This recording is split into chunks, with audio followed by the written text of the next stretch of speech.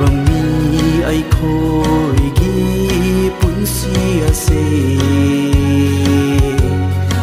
awa bakha tana pikhalle saitan gilam bida satuna lairiba papki komda soidana changlani unung si zaidana pun si se amamba na koi silagle ningam hauroi tungdana ha hanjilabu prabhu nakta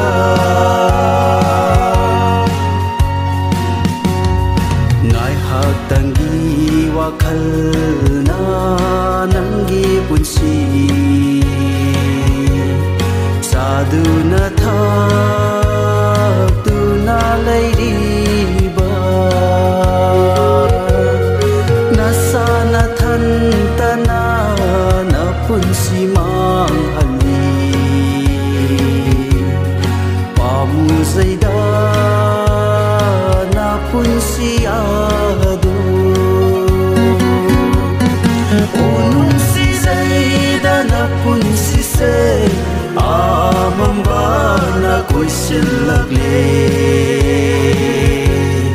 ningam hauroi tungdana ha hanjilabu prabhu nakta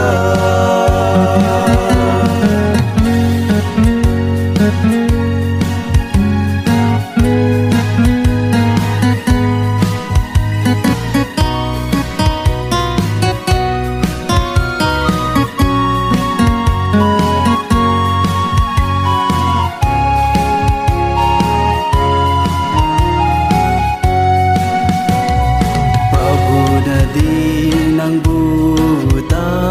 tana kauri hanjilaglo phata badagi hauzik suai khoibu sanglakpa ngai biri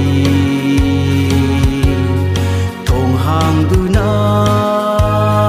ai khoibu ngai biri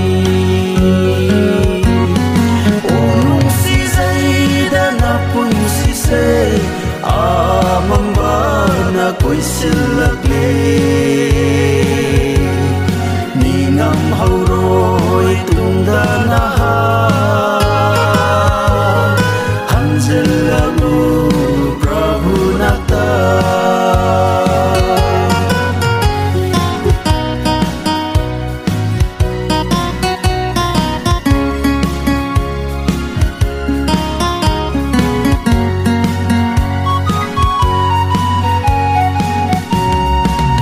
sangining bana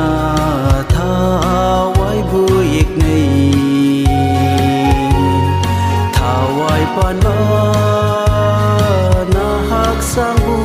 yek nei seksindra di thawai norok lom salani